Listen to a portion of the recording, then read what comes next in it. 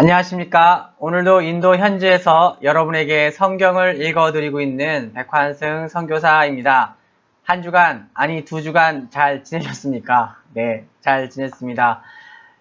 저는 그 K-POP 콘테스트 델리에 있는 거 다녀왔고요.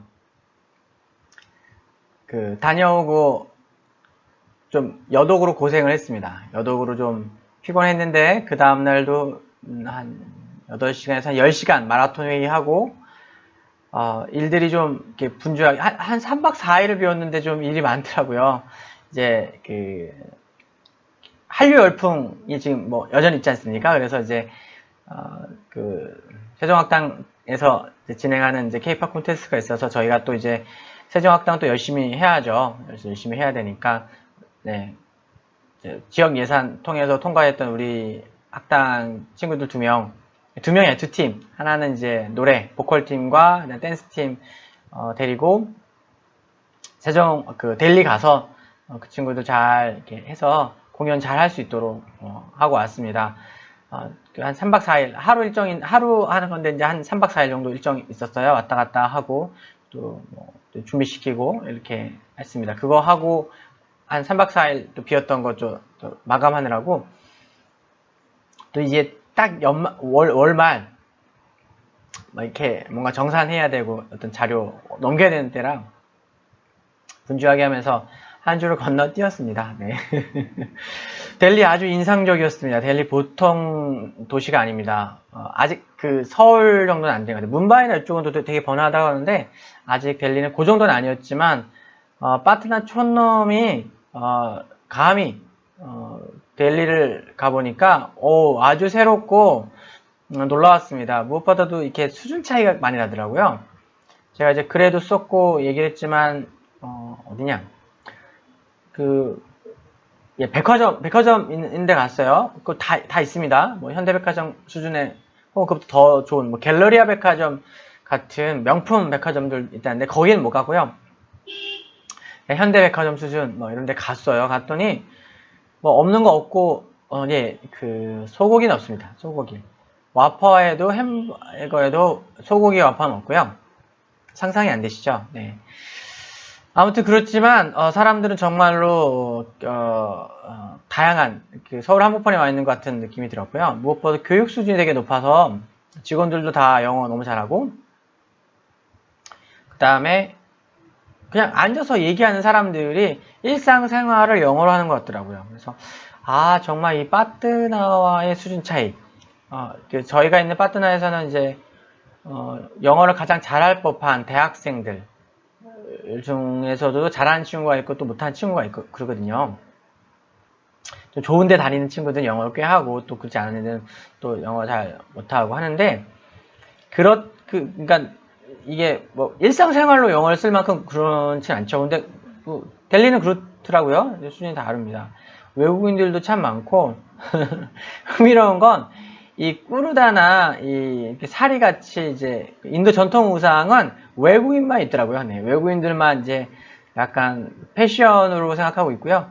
현지인들은 그냥 현대적인 옷 다 입고 있는 거 아주 인상적으로 보고 왔습니다. 14년 전에 델리에서 DTS를 받았었는데, 아무튼, 이렇게 되었습니다. 세종학당에서는 이제 전도를 할 수는 없습니다. 가르치는 입장이기 때문에 공식적으로 저희가 전도를 하고 있지는 않고요. 개인적인 친분을 쌓아서 그 관계를 통해서, 이후에, 세종학당과 상관없는 상황에서 좀 전도가 가능하고, 하여튼, 그런 상황입니다. 어쨌든, 대학생들을 만나고, 우리가 복음을 전하지 못할지라도, 우리가 크리스천인 건 알고, 우리가 좋은 일들, 낙타섬 이런 지역에 학교를 한다든가 이런 것들을 알고 있기 때문에 크리스천들에 대해서 좋은 인식을 좀 심어주는 그런 과정도 있죠. 너무 이제 행정적으로나 다른 사역적으로 바빠서 학생들과 개인적으로 만날 수 있는 시간이 부족해서 열심히 전도하지 못하는 것이 늘 마음에 걸리지만 하나님 또 기회를 주시면 세종학당이 끝나고도 계속 연락을 하면서 좋은 관계를 유지하고 또 복음을 전하는 기회가 있지 않을까 하는 생각을 하게 됩니다. 네, 계속해서 많이 기도해 주시고요. 지금 다녀와서 마라톤 회의 한 8시간, 10시간 뭐 이제 그 마라톤 회의 하자고 한 게 아니라 그냥 잠깐 사역 회의 하자 하고 한 건데 이제 단기 팀도 들어오고 그다음에 이것저것 이야기를 하다 보니까 어느덧 한 8시간, 10시간 한 거예요. 뭐 점심 먹으면서 시작해갖고 뭐 사역 이야기 하다가 이거 하나하나 이렇게 들어가다 보니까 저녁까지 다 먹고 또 계속 얘기하고 아무튼 그랬습니다. 그러고 나니까 좀 지치더라고요. 네. 깜짝 놀랐습니다. 우리가 이렇게 많은 일들을 하고 있구나. 놀랍습니다. 네. 아무튼 그렇게 열심히 하고 있고요. 저는 새롭다기보다는 이제 계속해서 했어야 되는 건데 잘 안 됐던 거죠. 이제 유스 그룹, 젊은이 그룹을 어떻게 잘 섬길 것인가에 대한 고민을 가지고 하고 있습니다. 다음 세대 넥스트 제너레이션에 대한 고민은 한국이나 인도나 뭐 어느 조직은 다 마찬가지인 것 같아요. 계속해서 그들이 복음으로 훈련받고 말씀 안에 서는 싸움을 할 수 있도록 도와줘야 하는데 어떤 이제 봉사와 제자 훈련이라는 어떤 두 날개가 있는데 사회 구제 헌신, 봉사 이 한쪽의 틀과 또한 이제 제자 훈련, 영적 재생산이라는 또 하나의 틀이 있는데 한동안은 좀 영적 재생산과 제자화 쪽에는 많이 에너지를 못 썼어요. 이 사역이. 그래서 이제 제가 오면서 또 그런 부분에 조금 더 좀 고민을 하고 있습니다. 유스그룹을 계속해서 빠지지 않고 잘 하려고 하고 그들에게 실제적인 말씀을 가르쳐 주려고 하고요. 실제적으로 아이들이랑 같이 이렇게 성경 공부나 책을 봐도 성경의 1차적인 읽기. 그러니까 저는 문맥을 파악하고 내용을 파악하는 것이 잘 되지 않는 걸 봅니다. 제가 이제 자주 표현한 건 성경을 어떤 다른 종교의 어떤 주문과 같이 그것을 단순히 읽는 것만으로 어떤 영적인 파워가 있다고 생각하는 오해를 좀 벗겨내려고 하고 있고요. 현재 지도자들부터 다시 한번 어떻게 성경을 읽을 것인가, 성경을 읽는 법에 대해서 아주 기초적인 것부터 다시 시작해 보려고 합니다. 그것을 통해서 성경을 읽는, 실제로 읽고 그것으로 은혜를 받는 그런 훈련을 하려고 하는데요. 네, 어디나 참 그렇습니다. 성경이 중요한데 잘 읽혀지지 않고 읽기 어렵잖아요. 네. 그래서 그런 작업들을 이제 본격적으로 하게 돼서 개인적으로 되게 기뻐하는 마음이 있고요. 아직 언어가 부족해서 여러 가지 제약이 있지만 좀 노력하면서 해보려고 하고 있습니다. 무엇보다 이 말씀을 통해서 직접적으로 하나님의 은혜를 경험하고 그 말씀의 능력을 체험하는 것이 너무 중요한데 약간 일체적인 읽기가 되지 않는 어려움, 사역자들뿐만 아니라 다음 세대들에게서도 그런 것들을 많이 봅니다. 말씀을 잘 가르칠 수 있는 지혜, 언어를 잘 익힐 수 있도록. 지금 계속 그 힌디어 영어를 같이 계속 하고 있어요.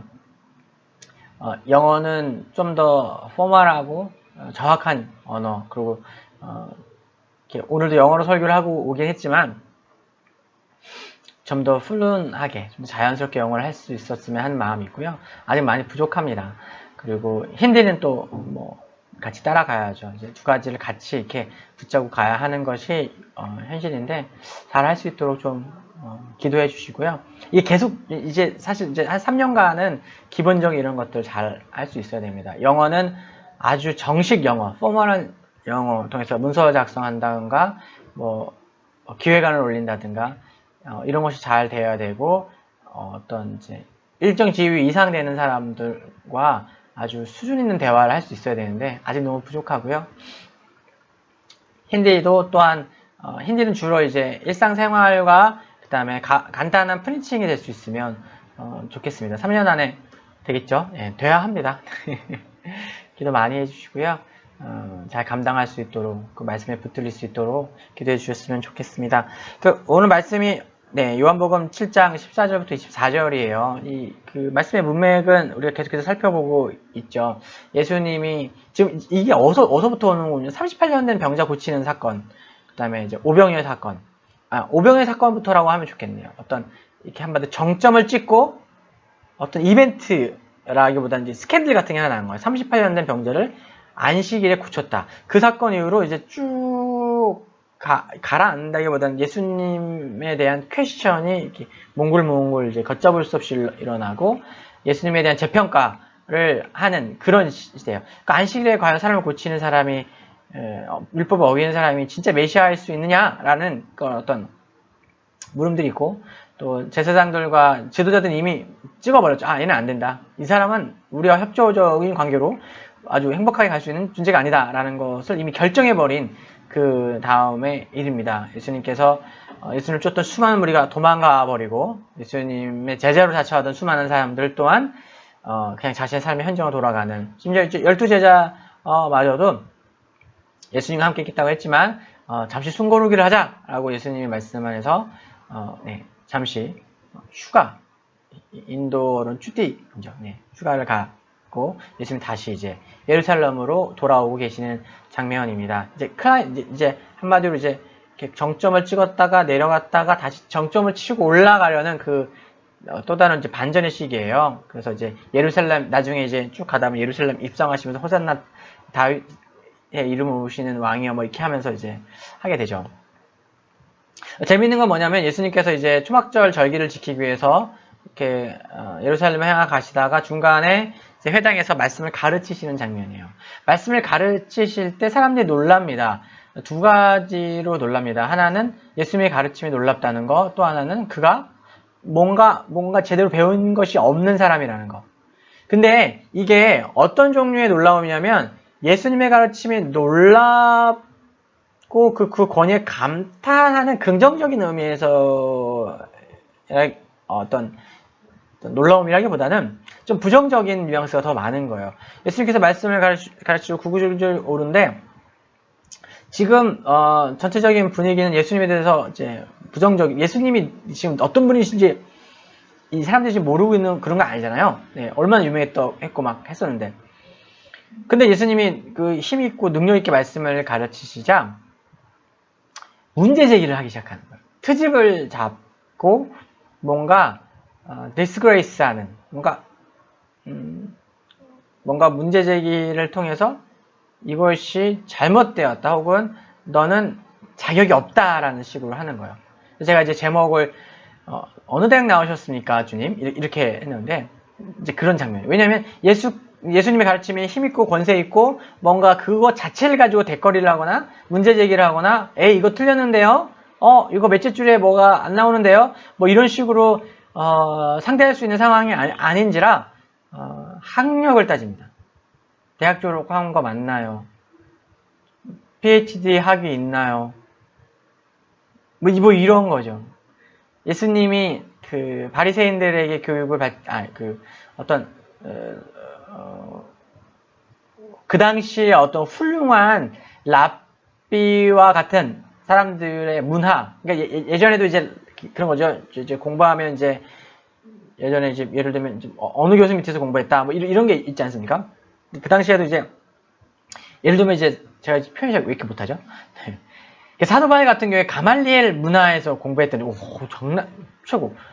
그 당시 최고의 석사 밑에서 석학 밑에서 공부했다는 거예요. 가말리엘 문화에 있었다는 건. 그래서 당시에는 그런 식으로 약간 도제 제도처럼 이제 어떤 스승 밑에서 공부 이런 것들이 있었어요. 근데 예수님 그게 없죠. 예수님 해석같이 나타나셨어요.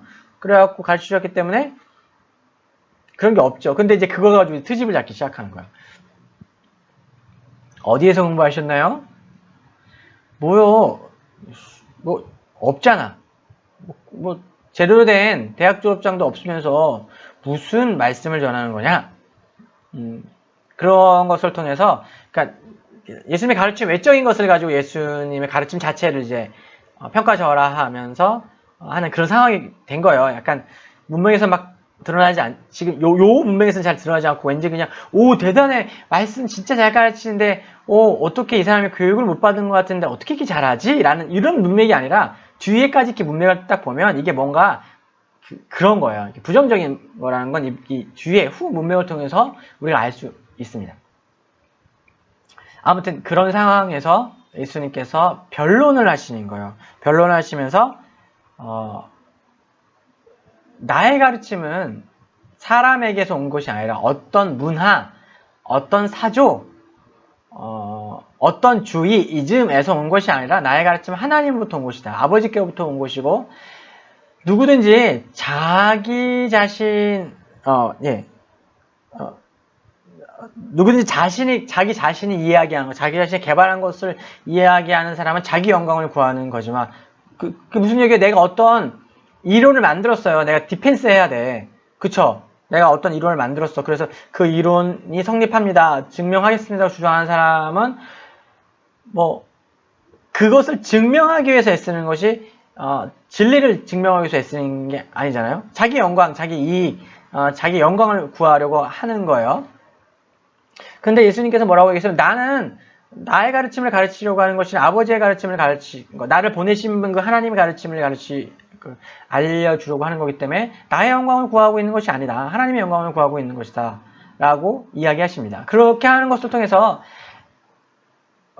굳이 이 사람들이 누구 문화, 누구 어떤 사조, 어떤 사람에게서 배워서 가르치냐라는 것을 통해서 예수님의 가르침에 대해서 문제 제기를 하니까 나는 그걸 떠나서 정말로 하나님부터 온 것을 나누고 너에게 한 거기 때문에 지금 내가 나의 이익과 나의 어떤 것을 변론하려고 하는 게 아니다.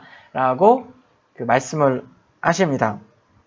그러면서 아주 근본적인 것에 대한 질문, 어쩌면, 이런 거죠. 이제 이야기 나온 김에 내가 좀 얘기를 하지만, 하면서 이야기가 나왔으니까 내가 얘기를 좀 할게. 약간 요런 느낌이 있어요. 왜냐면 이제, 현재 문맥을 통해서 굳이 사람들이 막 예수님께 왜 안식일에 뭐 이런 일 했어, 율법 어겼어, 이런 얘기는 하지 않거든요.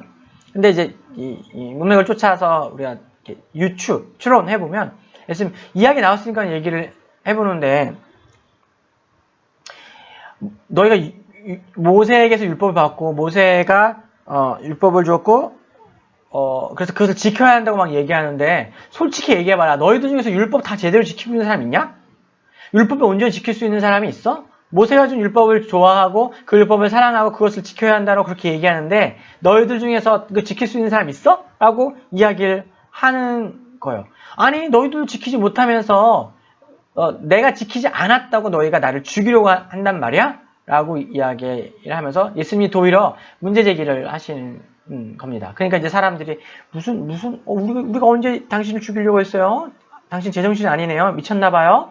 귀신 들렸나요? 라고 이렇게 하니까 예수님께서 이렇게 얘기합니다. 왜냐면 이 사람들이 지금 예수님에 대해서 이미 태도가 그렇지 않고 가르침에 대해서 그렇다는 것은 지금 38년 된 병자를 안식일날 고친 그 사건에 대한 소문, 그 이야기가 퍼져 있고 그것을 통해서 예수님에 대한 부정적이고 웰컴하지 않은, 받아들이지 않으려고 하는 것도 있잖아요. 그러니까 예수님이 그걸 얘기하는 거야. 내가 한 기적을 행했어. 그래, 내가 기적을 행했어. 여기서 이 기적은 38년 된 병자를 안식일에 고친 사건을 이야기합니다. 내가 38년 된 병자를 안식일에 고쳤다고 니들이 이 난리를 치고 이렇게 문제 제기를 하고 이렇게 나를 적대하는데, 야, 솔직히 아마 다 들어놓고 얘기해보자고. 너희들 안식일에 할례 하잖아. 할례가 뭡니까? 이게 그 하나님의 백성이라는 표지로서 모세 때부터 시행됐던 걸로 아시죠? 그 어린아이의 그 성기의 표피, 포경수술, 네. 이를 그렇게 까는 거예요. 네. 그런데 여기에는 원칙이 있어요. 낳은 지 8일 만에 까야 돼요. 그러니까 이제 아이가 태어났어? 응애가 태어났으면 1, 2, 3, 4, 5, 6, 7, 8, 8일이 되면 그날에 이걸 해야 돼요. 근데 그날이 주일이 되면 어떻게 하나? 안식일이 되면 어떻게 했을까요? 유대인들이 안식일을 지켜야 돼요. 이 아이덴티티 마커인 할례를 행해야 돼요. 왜냐면 이 두 가지가 사실 두 기둥이에요.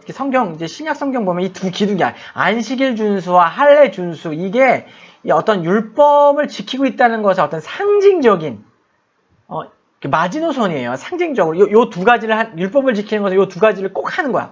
여기서부터 시작하는 거야. 그런데 재미있는 건 안식일을 정말 그 율법이 주어진 대로 다 지키려고 하면 어떤 경우는 할례를 못하는 경우가 생겨요. 또 할례를 무조건 다 잘 지키려고 하면 어떤 경우에 안식일을 못 지키는 경우가 생긴 거예요. 이 두 개가 서로 충돌한단 말이죠. 그러니까 율법을 문자적으로 다 지킨다는 것은 그 자체적으로 모순이 있기 때문에 실상은 불가능한 거예요. 그러니까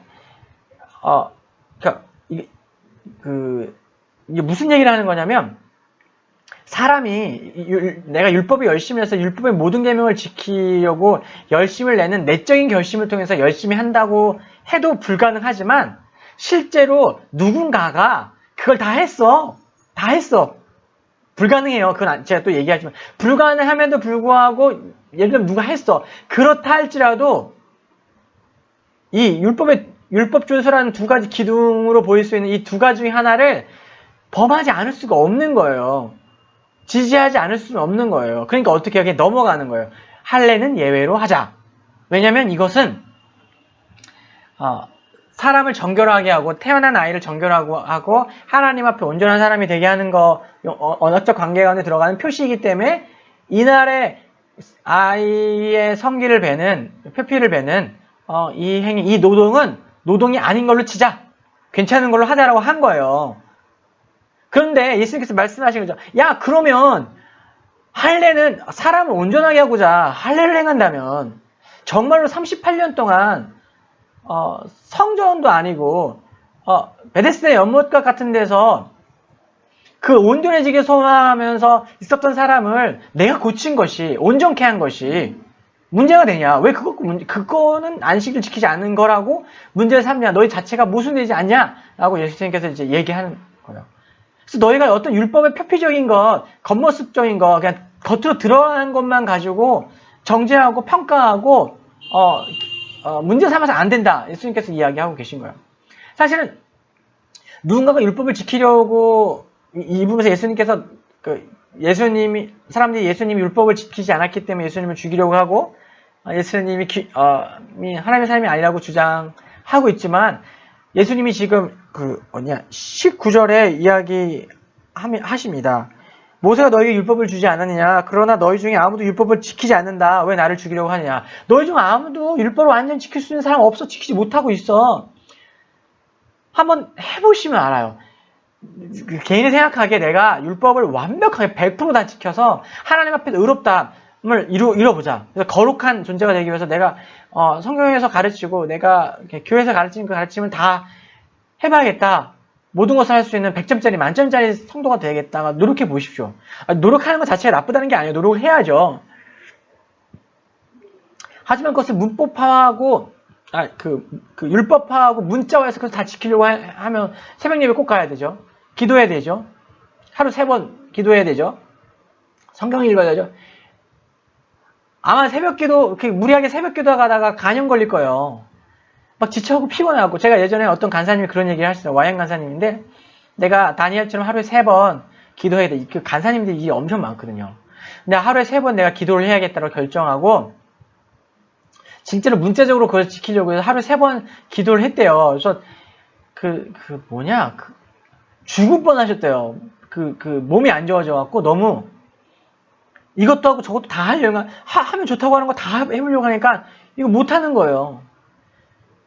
그거 시도하는 사람이 있어요. 그렇게 하려고 애썼던 사람이 있어요. 그게 누군지 아세요? 마르틴 루터.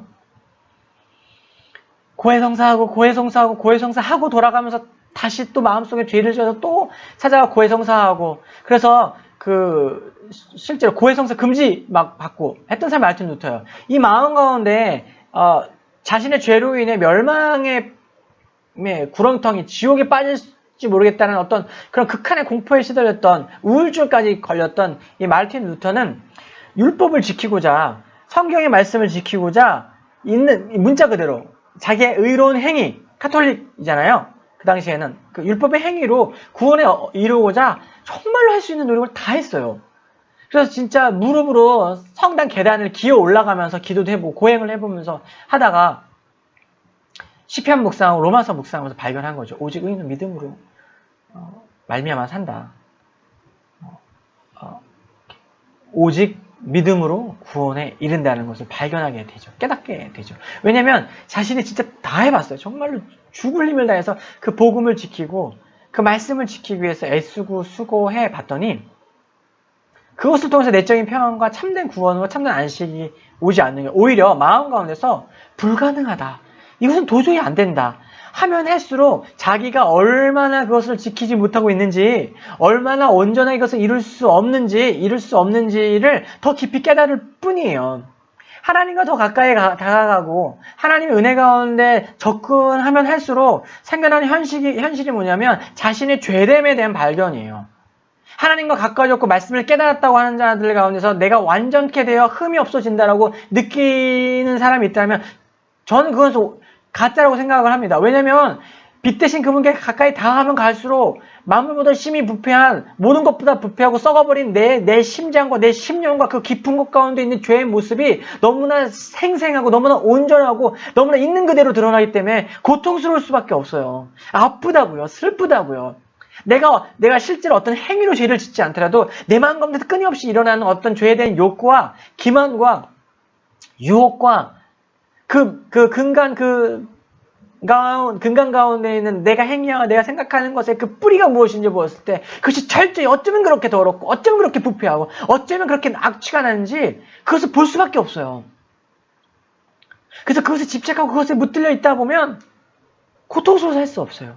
그런데 우리가 하나님께 가까이 가지만 살 수 있는 건 뭐냐면 그렇게 더 선명하고 분명하게 우리의 죄와 우리의 부패한 거, 우리의 더러움이 드러나지만 그것이 깊이 계시되어지고 묵상되어지는 만큼 그것을 다 용서하시고 그것을 다 없는 것처럼 여기시며 그럼에도 불구하고 그리스도의 피와 생명으로 말미암아 우리를 죄 없다 하시고 우리를 온전하게 하시는 그 보혈의 능력이 얼마나 큰지 그리스도의 은혜가 얼마나 큰지 그 생명이 얼마나 놀라운 것인지를 보게 되는 거예요. 경험하게 되는 거예요. 그런 경우에 이런 얘기를 하는 거예요. 죄가 많은 것 가운데 은혜가 더해진다라고 얘기하는 겁니다.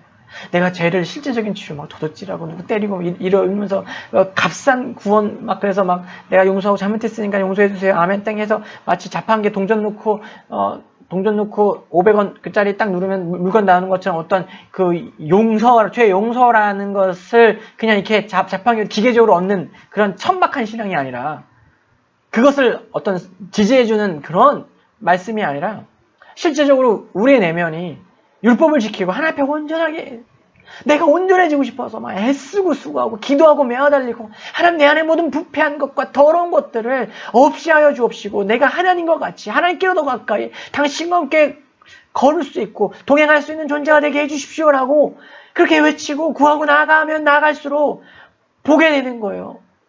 주님 용서하여 주시고 불쌍히 여겨주시고 내가 얼마나 하나님 앞에서 구원받을 수 없고 아무런 자격이 없는지 그러나 그럼에도 불구하고 당신께서 베푸신 그 은혜와 은총과 그 선하심이 얼마나 큰지 이제 고백하게 되는 거죠. 죄가 많은 곳에 은혜도 넘쳐납니다. 그래요. 그렇습니다. 사랑하는 여러분, 우리가 충분한 죄인인 것을 잊으면 안 됩니다. 구원 받았죠. 그리스도의 보혈의 공로로. 그래서 성경은 끊임없이 보여주고 있는 거예요. 너 누구 도움이 없이는 안 돼. 누군가 도와줄 충분히 능력이 있고 충분히 선하신 어떤 분이 너를 돕지 않으면 안 된다라고 이야기하고 있는 겁니다. 예수께서 분명히 드러내셨어요. 말씀하셨어요. 율법으로 행위로 너희가 애쓰고 수고하는 것으로 너희가 스스로 구원을 얻고 너희가 온전하게 되지 않는다. 모세를 통해서 안 돼. 불가능해. 그것은 안 돼. 누군가 도움이 필요해. 심지어 모세 율법을 통해서 의롭다 하심을 받는다고 생각하는 그들에게도 어떤 제도가 있어? 대속제일이 있었잖아요. 대속제일 7월 15일 뭐 하는 겁니까? 그의 대제사장이 그 온 민족의 죄를 끌어안고 하나님 존전 앞에 나가는 거예요. 근데 그 하나님 존전 앞에 나가는 대제사장의 삶 가운데 티끌만한 범죄함이라도 있었으면 대제사장이 그 성전 안에서 급살을 맞아 죽었죠. 그렇게 율법을 준수하고 그렇게 함에도 불구하고 구약의 율법에조차도 그것을 보여주고 있어요. 너희가 애쓰고 너희의 제사와 너희의 수고로 너희가 스스로 의롭다함을 받을 수 없어. 너희에게 있는 대제사장이 흠없는 대제사장이 너희의 죄를 끌어안고 하나님 앞 존전 앞에 나아가 죄사함의 용서를 구하고 용서를 얻어야만 너희가 온전하게 될 수 있는 것이 율법을 통해서도 증명되어주고 그림자와 같이 가르쳐주고 있습니다. 그래서 우리는 모두 죄인입니다. 그런 의미에서 죄인인 거예요. 하나님께 더 가까이 가갈수록, 말씀에 더 가까이 다가갈수록, 사랑하는 여러분, 제발 말씀 가운데 깊이 들어가라고 생각하면서 다른 사람 정죄하지 마세요.